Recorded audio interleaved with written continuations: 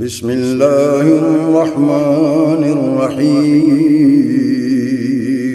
شروع اللہ کے نام سے جو بڑا مہربان نہایت رحم والا ہے۔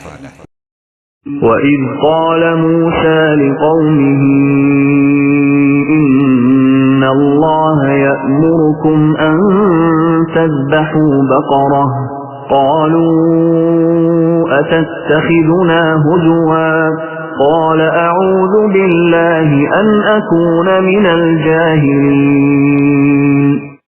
اور حضرت موسیٰ علیہ السلام نے جب اپنی قوم سے کہا کہ اللہ تعالیٰ تمہیں ایک گائے ذبح کرنے کا حکم دیتا ہے تو انہوں نے کہا ہم سے مذاق کیوں کرتے ہیں؟ آپ نے جواب دیا کہ میں ایسا جاہل ہونے سے اللہ تعالیٰ کی پناہ پکڑتا ہوں۔